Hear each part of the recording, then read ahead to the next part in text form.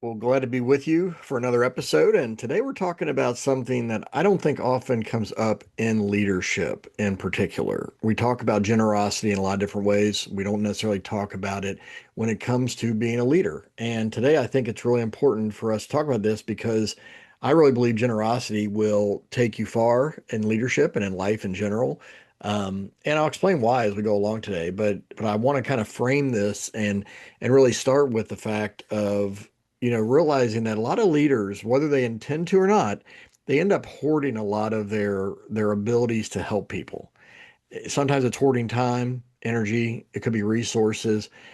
But the reality is that magnetic leaders who truly attract people to them, that really make people want to follow them, they really do give generously. And what they do or what they gain from that is they gain trust, loyalty, and influence because people love to be around generous people. I remember years ago, there was an older gentleman when I was living in the Atlanta area, and I was part of a program when I was a youth pastor where we would teach Bible classes off campus to local high school students. That it was an elective class that they could take if they wanted to, and so they left campus, they came to a local church, and we had these classes that they could take during the school day. And it was a program I never heard of prior to this, and this gentleman, he knew about it and he helped set this up at schools. He wasn't the teacher, but he had been a very successful businessman, and he just wanted to help local kids and give them an opportunity to grow in their faith and have an opportunity to do something unique. And so he came around to local churches and talked to some of us as youth pastors and told us about the program and asked us to help him. We did this voluntarily. But this man, his name was Don, every now and then he would come by and he would always just check on, see how things are going, and he would encourage us. And many times he would hand us an envelope and just say, just as a thank you, I just want to give you this. And the dollar amount was different each time. It wasn't something that we weren't getting paid, a regular stipend or anything. But what it really taught me was this was somebody who was wanting to give back and be generous to the people that were helping him accomplish a purpose and a mission he had to reach local kids through faith classes. And it never left my mind. It still doesn't. I can remember him vividly. And once again, he'd been this super successful business owner in the Atlanta area for many, many years. He was retired and he was still living with purpose, which was exciting, but he was also living very generously. And by doing that, he gained a lot of influence. He gained a lot of trust from us as people who were willing to help him with the program that he had established. And so he was just one model of the generosity that I'm talking about today. But I really want to dig into this because I think as leaders, there's opportunities to be generous every day. It's easy to think about generosity from a monetary standpoint. We think that we can give more to a charity or to a cause, to a mission, to a nonprofit. But I think it's beyond that. That is true. You can help in those ways. But I honestly think in today's day and age, giving money is the easier way to be generous than a lot of other things. When you think about giving your time, that's very limited and very busy for many leaders, or giving your energy, that's also very limited because you're busy with a lot of initiatives. Maybe it's in the office or with family or community commitments. And so I think generosity as a leader really stands out when you're sacrificing something to help your people and to help them, whether it's to grow, whether it's to advance, whatever it may be. And I want to talk to you about the things that maybe you haven't thought about that you have to give so that you can be more generous and generosity minded as you go about your leadership journey. And what I want you to think about first of what you have to give is influence. Do you realize how much influence you have that you could help a young person, a young employee, or maybe somebody in the middle of the organization that doesn't have the same influence, but you can give them greater influence by proximity. You see, if you're mentoring someone, if you are inviting them into meetings, if you are connecting them to people that they wouldn't be able to have connections to, you're actually granting them influence that they wouldn't have on their own. So that's a gift. The other thing, and tied to that, is access. Sometimes people just can't get into certain rooms without access from someone else. And as a leader, you may take it for granted, but there's a lot of access that you have that others don't, to have connections, to have resources, to have opportunities. And so when you're generous with access and you say, you know what, I want to introduce you to a friend of mine or a colleague of mine or somebody that I admire that I have a relationship with, I want to introduce you so that you can get to know them too. That kind of access, that could be gold for someone that's following you. Recently I was looking to have a guest on the show for here the podcast, and I didn't know a person that I wanted to interview. And I looked on LinkedIn, saw who they knew, recognized one of my friends that's connected them, and I shot them a quick message and said, "Hey, how do you know this person very well? Would you have enough of a relationship with them to introduce us so that maybe they could be a guest on my show?" And he said, "Yep, absolutely." And so just a couple hours later, I think an email was sent, an introduction was made.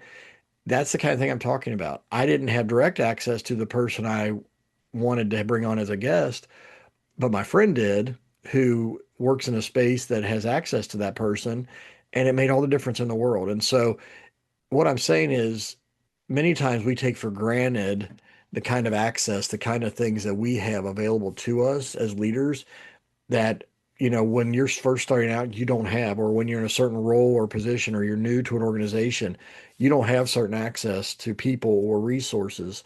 Maybe it is a resource. Maybe it's something that, you as a leader could grant to someone that they couldn't get on their own to help them with their work or to help them with a project. So be thinking about what are the access points that you're kind of a gatekeeper to. Not that you're even intending to be a gatekeeper, but you can literally open the gates, open the doors for somebody to have access to people and resources that they need. And then finally, being generous with your encouragement. This costs you nothing, but really can do a lot of great things for people. I think most people really want to do a good job in their job. I really do. I want to believe that. I know that there are people who are very jaded and cynical out in the world. I get that. We hear about that. That's kind of the squeaky wheel gets the attention, right? But I think most people, they want to do a good job and they want to be recognized for doing a good job.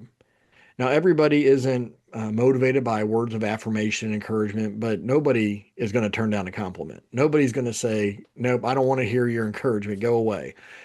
They may not appreciate it as much as somebody else who really needs it and wants that, but that encouragement's still going to be memorable. It's going to stick. It's going to give you more credibility and influence with that person when you recognize something that they're doing well. And so be generous with encouragement. Catch people doing the right things and speak up, whether it's a verbal recognition one-on-one, or maybe it's a public verbal recognition where you're at a team meeting and you call out that person and say, "Hey, I just was working the other day and I saw that Joan did this really well, or that Steve did this really well, and I just want to give them a shout out." Something like that could be huge. Sometimes it's an email that's detailed and say, "You know what, I'm really impressed by how you worked on that project. I'm really impressed by how you handled that client, or even that challenge that we were facing, that confrontational situation that could have gone bad, but you really turned it around and things went well." Whatever the case may be, encouraging people to just keep being great at what they're doing, it goes a long way, because and what happens is that then fuels them and makes them want to do more of it, because now they're like, "Hey, that actually got noticed, and I want to get more of that. It feels good to be recognized and encouraged." So those are some of the things that you have to give. But you also want to be strategic with your generosity. And this is something I actually learned from a friend of mine who was several years older than me, and we were talking about giving one time. And she mentioned to me, she said, Chris, she said, there are a lot of people with a lot of money that want to give and be generous, but what they are very intentional about is where they give. They don't just scatter small amounts in a lot of places. Many times they want to be intentionally generous with more in fewer places. So they want to have a better idea, a better understanding of the cause, of the mission, of how things are going to be utilized and managed.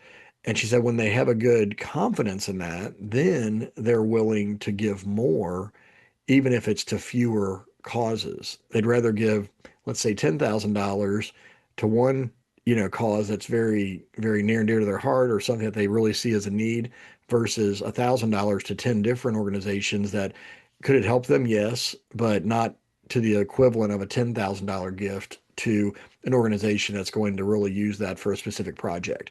And that really stuck with me when I heard her talking about that because I hadn't thought of it that way. Because there's all sorts of nonprofits, there's all sorts of people that are out there doing great work that we can support, that we can help, that we can be generous with. But where are you going to make the biggest impact? And when you think about your team members or your organization where you're going to be generous within inside those confines, think strategically to understand the real need. You may not be able to, for instance, meet with 100 employees and mentor 100 people, but maybe you could meet with three over the next 6 months to a year. And every, month or two, you get together with each of them. And so you're guarding your time and protecting that as needed to do your job and be best at what you do.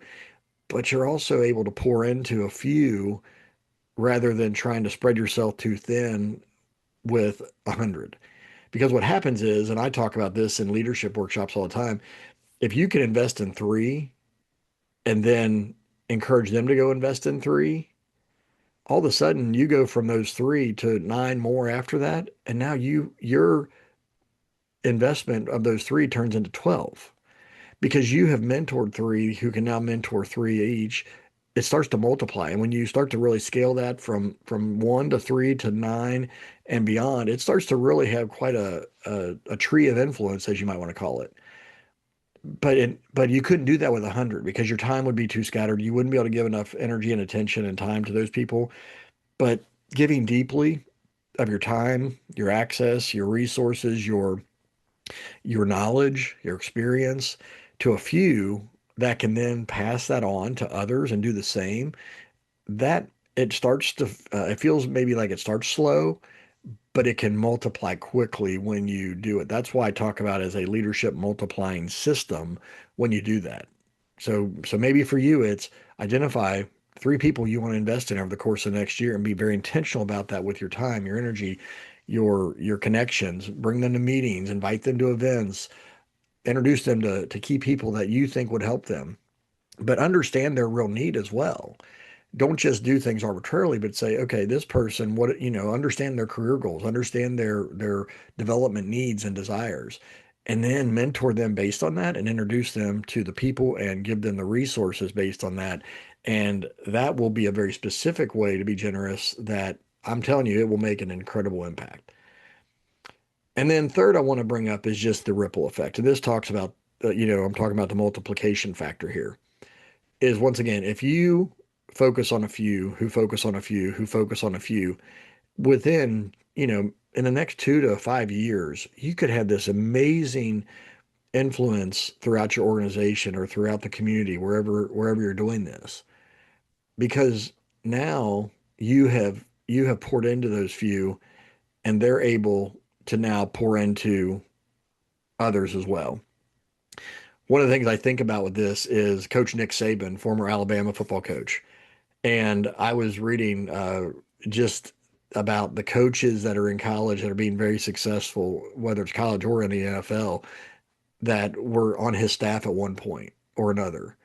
And Indiana University's Coach Signetti, just won the national championship for Indiana, the worst team in football, turned around in 2 years. Uh, with his first season, he only lost two games. This season, he had an undefeated 16-0 record, winning the national championship. Nobody can believe it, what happened. But you trace his career path back. He coached under Nick Saban at Alabama, and so he learned under Saban, and so many other people did too. And Saban isn't the only one that's done this, but you'll listen to commentators. They'll talk about the coaching tree in the NFL or the NBA or college sports or wherever it may be, and you'll often find that there are a few coaches that have made such a deep impact in their coaching career, not just by what they've been able to do on the field with their players, but what they've done with the coaches that have been on their staff. So all those assistant coaches that they may have, they have this deep multiplying impact. And now those coaches go on to have their own programs and to do amazing things too. And so once again, that's a sports analogy. That's the sports world, but this can happen in any organization.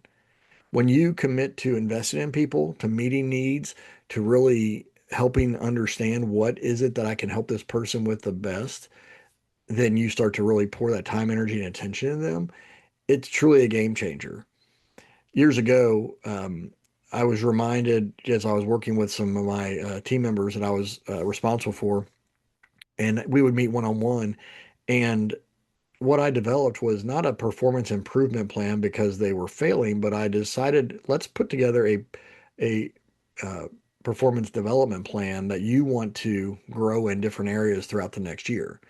And so what we did was we would, sit down and I created just a templated sheet and said, where do you want to grow this year? Where do you feel like you need to grow? And we would talk through what I saw, what they saw, and we would talk about resources they may want to read or listen to, seminars or workshops or conferences they want to go to, people they needed to be mentored by, whatever the case may be. We put together basically a plan at the end of a year for the next year and said, okay, or the next 12 months, let's focus on growing in this area, doing these things, connecting with these people. And once again, this wasn't about get yourself together in the next 30, 60, 90 days or you're fired. This was how do I help you be better? How do I help you grow to the next level? Because the reality is everybody can grow in different skills. And what I was finding with the people that I was leading, they've been doing what they were doing for quite a while and they were doing well. But there were just certain areas where they either wanted to grow in as a kind of a new skill, or maybe they felt like they weren't as strong in a certain area that was integral to their role. And so we said, well, it's fine. Let's focus on that, right? Keep doing the good things that you're doing over here, but let's develop, in these other areas where you feel like you need to grow over there. And what it did, it gave them skin in the game. It wasn't me telling them how to improve. It was me working with them, collaborating with them in order to help them improve. And so from doing that, it multiplied because the energy was shifted. It was positive. It was different. It was, hey, Chris doesn't just put pressure on me to get things, done and get and become better or else. Chris is in my corner helping me get better, wanting me to develop, helping me think through the resources and the opportunities to get better. For me, I was just trying to help them grow. But as I look back, I realized that that was an act of generosity that I was being intentional with, trying to help them in areas that they either needed to grow in or wanted to grow in. And I saw them flourish. I saw a couple of people who actually left our organization and they went on and did great things, but it wasn't a very positive transition for them. They realized through this journey that, hey, you know what? I've been doing this for a decade. I feel like it's time for me to go do something else. And we sent them off with our well wishes and support. It wasn't negative in any way, shape, or form. So for them, there was an eye-opening learning experience of realizing, what, these these things that maybe I'm struggling in, maybe it's just time for me to make a change. And that was a positive thing for them. And ultimately we made it a positive thing for the organization. So even when people depart, it can be very positive and being a part of their journey can be very positive. And once again, if you as a leader want to have influence and want to have a reputation of being someone that will help and develop people and create a great environment, generosity is an X factor in that. There are so many things in leadership that I would call an X factor because there's so many, a lot of it is just overlooked things that we can do. But I do think generosity is one we definitely don't talk about. Like I said at the beginning, we don't think about this enough. We don't discuss it enough. We think of it more in charitable giving. We don't think of it as much in the professional space of being generous. Um, but I really encourage you to find ways to be generous with your people. Because if you are generous without keeping score, people say, you know what? I want to either work with that person or I want to bring others to work with that person because I'm getting this great experience. I have friends, I have other colleagues that I think would be great fit for our organization. I want to invite them. So then you start bringing in higher quality people because the people you're investing in who are becoming better quality people, they hang around people, right? And they know, they see it. They see others that would be a good fit for your team and it makes your recruiting easier. It makes your culture better. But it starts with you as the leader being generous, meeting needs, listening, understanding where people are coming from, and finding ways to meet those needs. So, if I can help you in any way with thinking through your strategy of generosity as a leader, go to McClureCoaching.com, schedule a free strategy session by clicking on the apply for a free call, the button on my website. I'd love to hear kind of what's going on for you, and then we'll get in touch and schedule a time that fits our needs to get together. But once again, focus on ways you can be generous. Find ways to give because, as I believe it was Bob Berg said, is givers gain. Givers gain. When you are a generous person, you're going to have reciprocal gain in your life. That may be fulfillment, that may be promotions, that may be all sorts of things that you would get back. But the reality is, if you're generous, it does ultimately come back around to you because people see you differently, they respect you differently, they trust you differently, and your influence definitely grows exponentially. So I hope that's helpful today to think about being a generous leader can just make a tremendous impact, not just on your people, but on your life as well. And I just want to encourage you to be that kind of leader that people love to follow because you are generous. Take care, and we'll see you next time.